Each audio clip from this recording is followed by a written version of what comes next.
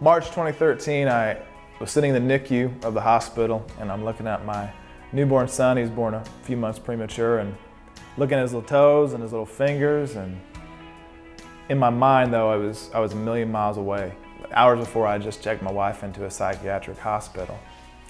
Everything coming home from the hospital for us seemed normal. We were preparing to do life with 4 kids and under the age of 4, and we're excited for life.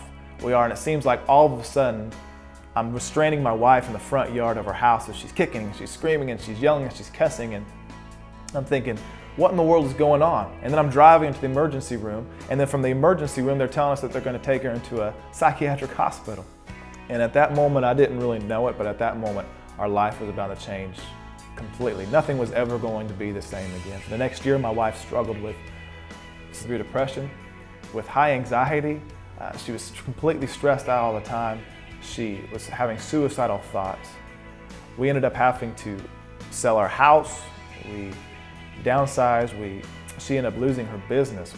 And it was probably the darkest season of our life. My wife was suffering from postpartum psychosis, and it happens to 3 out of 1,000 women every year. And for the next year, she completely lost herself. And I lost my wife. But our story doesn't end there, and it gets better. People come up to me and they ask me, they say, hey, so are you so glad that that's over with? And I kind of look at them, all these sarcastic comments run through my head, and I say, yeah, you know, I am glad that she's healthy. I'm glad that my family's healthy. We are great now. Everybody's doing fantastic. And then I look at them and I say, but you know one thing that I learned from all of this, and this is that I'm so thankful that we've got to go through that. In fact, I'd even be bold enough to say I'd do it again. And they look at me kind of with that blank stare on their face like, what are you talking about? And I said, because of all the things that we got to learn that God taught us through this situation. And I said, for example, I've got a few things here, and one of them is strength versus weakness. And I would say that I was watching them load my wife into the car, to the cop car, and watching them load her in there. She's looking at me with those eyes like, what are you doing? What kind of husband are you? And I just started crying out to God. I said, God, I am not strong enough to handle this. And he said, you're right, you're not strong enough to handle this. I've been waiting for you to admit that. He said, but I am strong enough. And in Psalm 46, it talks about being still and knowing that I'm God. It's a popular verse.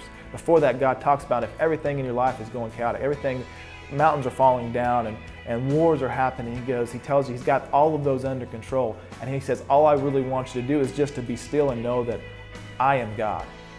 And if you do that, things are going to be okay. But you have to understand that I am in control and not you. And so I relinquished control to God. And it felt so freeing to be able to say, God, all of this you're going to have to take care of. Not me. I've got enough on my plate and I can't do it. I give it control to you. What says in the Bible says, where 2 or 3 gather in my name, there I am also. And it's a popular verse, it's powerful, and it means that we have to do this together.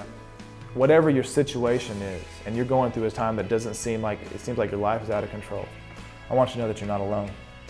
We weren't alone, and that you can get through this just like us. Brokenness, redemption, restoration. That's my story.